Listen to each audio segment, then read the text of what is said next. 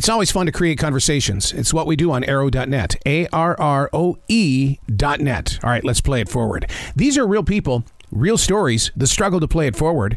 Episode number 408 is with baseball's biggest and greatest fan, Zack Hample. I am great, and I'm glad to talk to someone in North Carolina where I went to college. You did? Where'd you go? I did. Guilford College in Greensboro. Greensboro's a great place, man. You got good party town. I had so much fun there. All right, so I've got to ask you, since you have those roots in Carolina, did I see the Charlotte Knights baseball field in any of your videos? Have you caught balls there? I have not, but hopefully someday I will.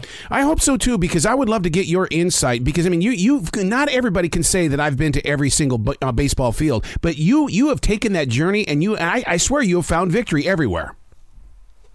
Yeah, and I have not been to every minor league stadium, but I have been to every major league stadium multiple times.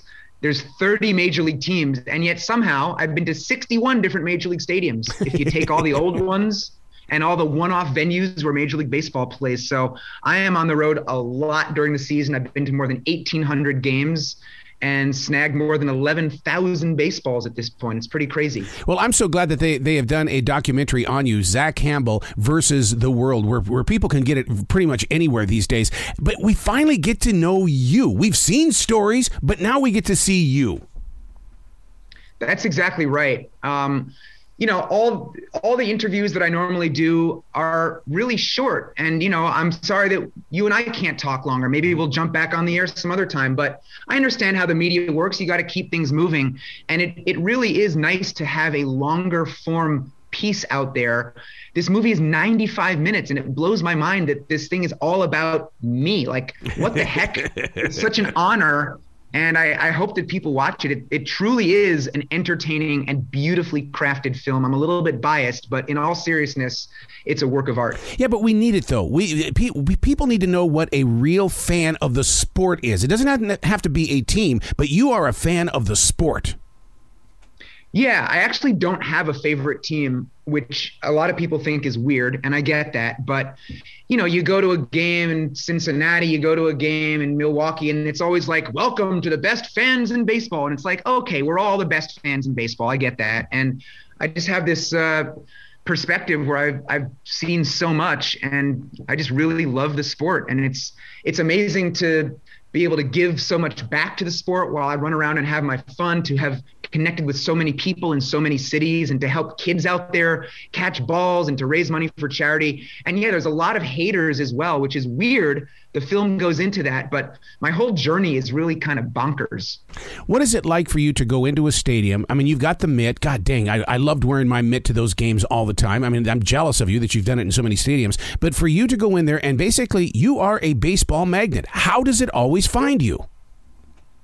It's weird, huh? I had a streak for more than 25 years where I got at least one ball at every game I went to. For more than 1,500 consecutive games, I did not go home empty-handed. And when the streak ended, it's because I intentionally ended the streak. Mm-hmm. I just the pressure was too much, and I didn't want to get hung up killing myself to get one ball, especially filming YouTube videos. Sometimes I just wanted to wander the stadium and not worry about it as much. But I've developed so many tricks and strategies over the years to maximize my numbers.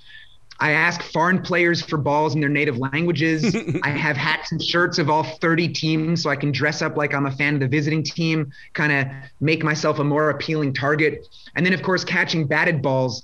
There's so many strategies for that. Looking for the walkways, the standing room, the tunnels, the empty rows, figuring how balls are going to deflect when they bounce off the scoreboard above you or the facade of the second deck, and how much space is there between the bottom of the seat and the steps. So if a ball's rolling down an empty section, is it going to stay in the row or is it going to end up in the first? Like, it's really crazy how nerdy and specific I get with this stuff. Do you ever have the fear of what happened at the Chicago Cubs game where the fan of the game put his mitt out there and that interrupted their flow of going to the World Series? Do you have that fear?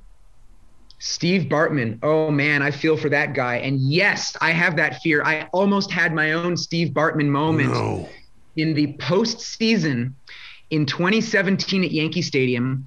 Yankees versus Indians. Francisco Lindor hit a long fly ball. He was on the visiting team, and I was sitting close to the front, and I got up, moved down a couple steps, and Aaron Judge, the 6'7" right fielder on the Yankees, was moving back for it. And the whole time I was like, oh my God, I think I'm going to catch this. I think I'm going to catch it. And in my head, I was telling myself, don't interfere, don't reach over the wall. Yep. So I reached my glove out just a little so it was on top of the outfield wall. That wall out there is actually about 1.5 feet thick. There's a cement thing.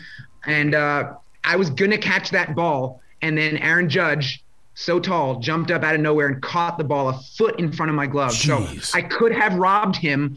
I make catches like that all the time in batting practice where I rob the pitchers out there that are shagging. But I obviously didn't want to do that on national TV, costing the Yankees a game. I actually could have ended their season if I caught that ball. Can you imagine? Oh my God. Have you walked into a stadium and basically you cried a tear? Because I did that with Wrigley Field. I walked in there and I knew that I was in a major chunk of baseball history. I won't say that I am brought to tears, but I definitely get chills going into stadiums. I think the most chills that I got, it was probably a double-digit number of chills in one day, was the Field of Dreams game last year in Iowa. Wow. That was my 61st stadium. That's my favorite baseball movie, Field of Dreams. And I love movies that bend reality. And so, of course, they still have the movie site active and up and running, and it looks just like it did still in the movie all those years ago. So to basically take this fantasy world from the movie but then be there in person, it was like turning fantasy into reality. And I'm telling you, I had goosebumps for probably half the day that I was there. As we jump into this really awkward baseball season, are you going to tour the nation again? Oh, you know it. I will probably end up being at 20 or more different stadiums this year, maybe even some minor league. On April 10th in Reading, Pennsylvania, the Reading Fightin' Phils, it's the Phillies AA team, are having a whole Zack Hample day at the ballpark. They've designed a limited edition bobblehead of me. They're going to play the trailer for this documentary on the Jumbotron. I'm going to throw out the ceremonial first pitch.